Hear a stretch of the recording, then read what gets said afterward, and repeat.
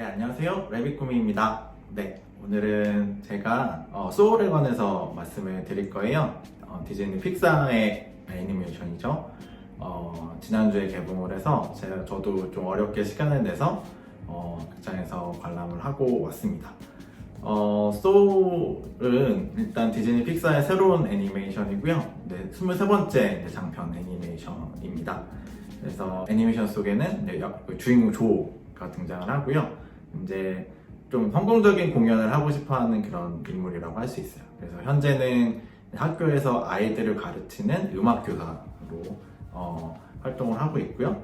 그런데 어느 날 이제 그에게 이제 일생일 때 좀 공연 기회가 옵니다. 그래서 아주 즐거워하다가 이제 맨홀에 빠져가지고 이제 죽음의 세상으로 갑니다. 그렇게 해서 이제 다시 자기는 죽으면 안 되고 다시 돌아가야 된다라고 생각을 하고 다시 돌아가려고 노력하는 그런 이야기라고 할 수 있고요.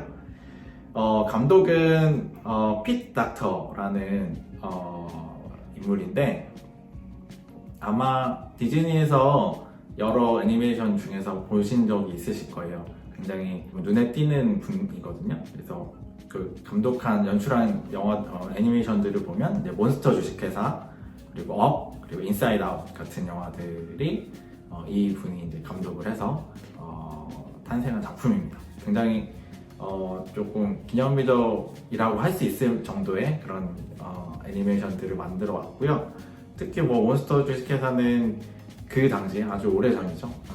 2000년대 초반에 기술력으로는 이제 불가능하다고 생각했던 그런 몬스터의 그 동물 털 같은 것들을 아주 세심하게 연출을 해서 사람들이 굉장히 놀라워했었고, 그 다음에 업 같은 경우에는 한 노인의 그 모험 이야기잖아요. 그런 이야기를 굉장히 따뜻하게 아내와의 추억과 여러 가지 면들을 다 이제 넣어서 굉장히 따뜻하게 그려줬던 영화입니다. 그래서 많은 사람들이 좀 감동을 받기도 했고요. 그리고 인사이드 아웃 같은 경우에는 굉장히 아이디어가 독특했어요. 인간이 가진 감정들을 캐릭터화해서 그 마음속의 세상에서 그들이 어떤 생각을 하고 어떤 행동을 하고 사람을 어떻게 만드는지를 보여주는 영화였죠. 굉장히 교육적으로도 훌륭하다고 할 수 있고, 또 그거로 인해서 한 아이의 감정이나 이런 것들을 영화적으로 표현을 하고 있으니까 굉장히 감동적이고 독창적인 이야기였다고 할 수 있습니다. 그래서 그런 애니메이션들을 만들어 놨기 때문에 이번에 소울도 좀 괜찮은 영화가 아닐까라고 기대를 하고 있었는데 정말 어디서도 본 적 없는 아이디어를 가지고 영화를 만들어서 이렇게 관객들을 찾아왔습니다. 비록 코로나 상황 때문에 많은 관객들이 보지는 못하겠지만 극장에서 보지 못하더라도 나중에 찾아보시면 굉장히 좋을 것 같고요. 배우는 목소리를 이제 한 배우들을 설명을 드리면 이제 조의 목소리는 제이미 폭스가 맡았습니다. 제이미 폭스는 최근에 넷플릭스에서 업데이트 되었던 프로젝트 파워, 그리고 후드, 베이비 드라이버, 어메이징 스파이더맨 2 이런 데 출연을 했는데 굉장히 다작을 했던 배우인데 최근에 조금 영화 촬영 횟수가 조금 줄어든 것 같긴 해요. 유명한 영화가 그렇게 많지 않고 그럼에도 불구하고 굉장히 다작을 했던 배우고 다작을 하는 배우고 연기도 굉장히 잘하는 그런 배우라고 할 수 있습니다.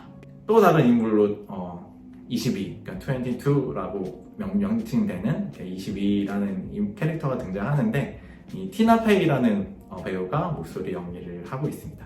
티나 페이는 그 30락, 30락이라는 그 미드에서 출연을 해서 조금 얼굴을 알린 배우고요. 이제 그거는 그 미드는 시즌이 끝났지만 그 이후에도 각본을 쓰거나 아니면 영화에 출연을 여러 편에 하면서 이제 조금 계속 활동을 이어가고 있는 배우입니다. 브로큰 데이트나 그리고 위스키 탱고 폭스트롯 같은 영화들에서 좋은 연기를 보여줬고요. 그리고 언브레이크 키미 슈미트라는 영화나 킹카로 살아남기 같은 영화들은 좀 유명하죠. 들어보신 적이 있으실 거예요. 그 영화들의 시나리오를 작업을 하기도 했습니다. 영화는 앞에서도 간단히 설명드렸던 것처럼 그 음악 선생님 조가 일생일 때 공연 기회를 받은 날 이제 죽습니다. 죽은 다음에 사후세계로 떠나게 되죠. 이렇게 계단으로 이렇게 쭉 해서 아주 웅장한 음악이 쥐 나오고, 그 다음에 아주 밝은 빛으로 이렇게 저절로 에스컬레이터 타는 것처럼 쭉 가는, 거기에 딱 서 있는 자신을 발견하고, 이게 뭐지? 그러다가 이게 죽은 세상이라는 걸 곧 알게 되죠. 근데 조는 정말 일생일대 기다렸던 기회를 받았기 때문에 다시 삶으로 돌아가려고 하는 거예요. 이야기를 이제 보여주는데, 거기서 이제 사후의 세계를 이제 보여주잖아요. 그거는 사실은 다른 영화나 다른 애니메이션에서도 굉장히 많이 나오는데, 이 영화 안에서 이제 좀 특이한 점은 출생 전 세상이 나와요. 태어나기 전에 영혼들이 사는 곳이겠죠. 그래서 출생 전 세계가 나오는데, 이거는 사실 저도 어떤 영화에서도 사실 본 적이 없는 그런 세계라고 할 수 있어요. 그래서 새로운 세계를 아주 창조를 해버린 거죠. 그래서 그곳에는 태어나기 전 영혼들이 이제 살아가면서 이제 교육을 받고, 어떤 멘토들을 매칭이 돼서 멘토들한테 교육을 받으면서 자신이 어떤 능력을 가지고 있는지 뭐 이런 것들을 찾아내는 과정을 하는 그런 세계라고 할 수 있어요. 그래서 다양한 활동들을 이제 얻으면, 뭔가 자신만의 그런 어떤 것들을 얻으면 이제 지구로 갈 수 있는 배지를 줍니다. 그래서 배지가 생겨야 지구로 다시 태어날 수 있고요. 여기서 이제 조가 22라는 인물을 만나게 됩니다. 22라는 캐릭터는 태어나지 않았는데 굉장히 그 영혼이 생성된 지가 굉장히 오래됐고, 그리고 여러 멘토들한테 교육을 받았지만 자신만이 가진 어떤 능력이나 어떤 것을 발견하지 못했어요. 그래서 어떻게 보면 좌절을 해서 아예 그냥 태어나는 걸 포기해버린 그런 캐릭터거든요. 그래서 조하고 22가 만나서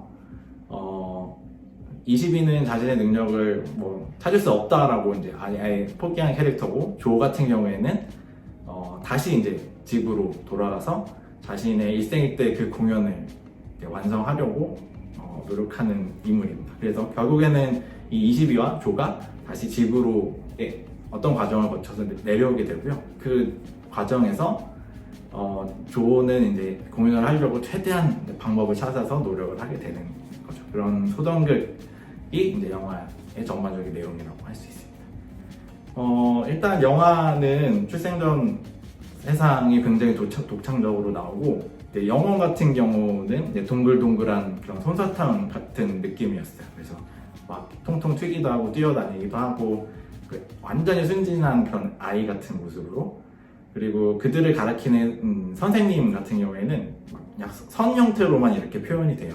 여러 가지 형태로 변하기도 하고, 근데 약간 형이상학적인 그런 느낌이 나거든요. 피카소의 그림 이런 것처럼.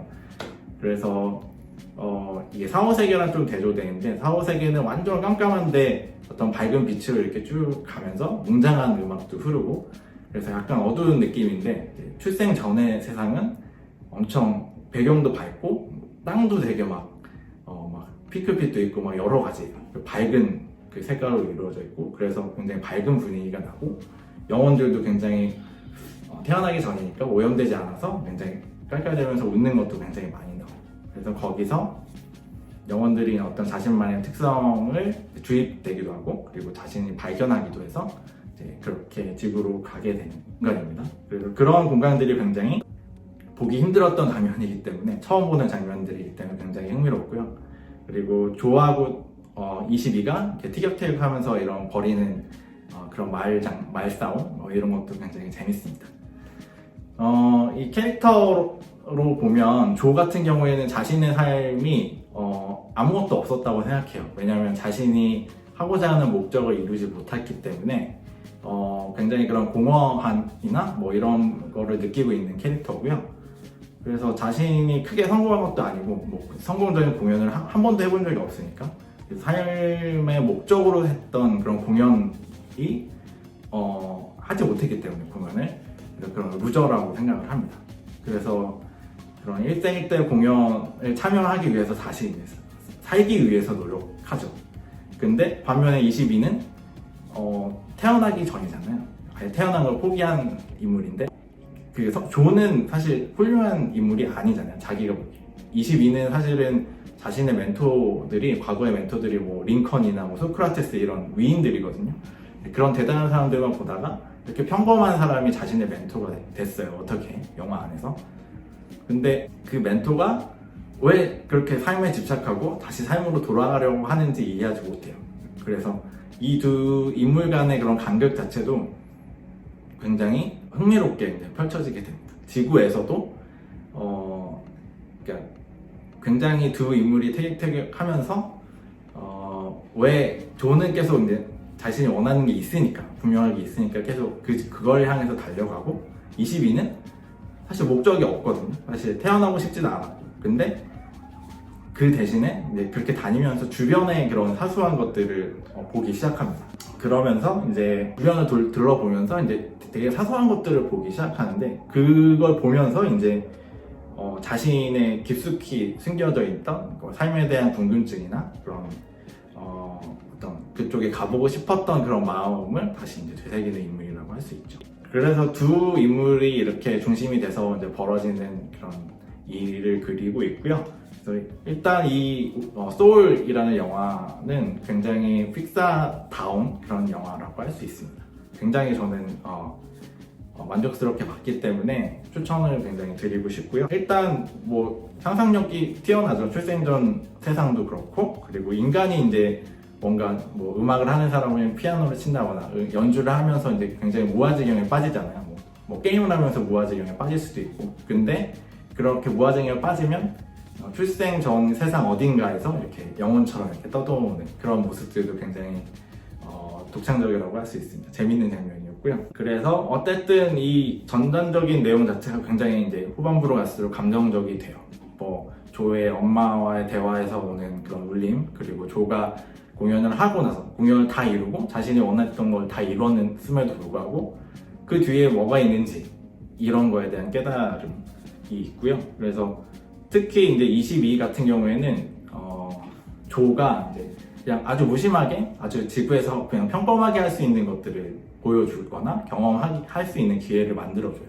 뭐 피자를 줘서 피자 맛을 본다거나, 아니면 이발소에 가서 이발소에 있는 사람들과 이야기를 하면서 어떤 것들을 알게 된다거나, 아니면 가만히 앉아 있는데 주변에 이제 얘기하는 사람들을 보고 아주 평범한 일상이죠. 그리고 낙엽이 떨어지는 모습을 보고 어떤 감정을 느끼게 되죠. 그래서 그런 것들이 굉장히 이게 대단한 게 아닌데 아주 아름답게 묘사가 되어 있어요. 그래서 그런 삶의 목적이 과연 전부냐, 삶의 전부냐, 이런 질문을 던지는 애니메이션이라고 할 수 있고요. 그래서 조도 이제 그런 공연이 끝나고 나서 야, 이게 어떤 게 소중한지 뭐 이런 것들을 다시 한번 생각을 해보게 됩니다. 그래서 결국에는 두 인물이 삶에 대한 삶을 왜 해야 되는지 그런 것들을 자신들의 그런 모험 과정에서 깨닫게 되는 그런 성장 이야기라고 할 수 있습니다. 저는 픽사 애니메이션을 좋아하시면 굉장히 추천을 드리고요. 영화 시작하기 전에 항상 픽사는 작은 단편이 있잖아요. 그 토끼가 나오는 짧은 단편이 있는데 그것도 굉장히 귀엽고 재밌게 나오니까요. 궁금하신 분들은 이제 극장이나 아니면 추후에 VOD가 나오면 이제 구입을 하셔가지고 한번 보시면 굉장히 만족하실 수 있을 것 같습니다. 가족들이랑 보기도 굉장히 좋고요. 굉장히 추천드리고 싶네요. 네, 꼭 보셨으면 좋겠습니다. 네, 그러면 오늘은 여기까지 하고요. 제 레빗꾸미 채널 구독과 좋아요 부탁드리고, 제 브런치에 오시면 여러가지 영화 글들을 보실 수 있으니까요. 영화 리뷰들이 있으니까 거기도 한번 방문해 주시면 감사하겠습니다. 네, 감사합니다.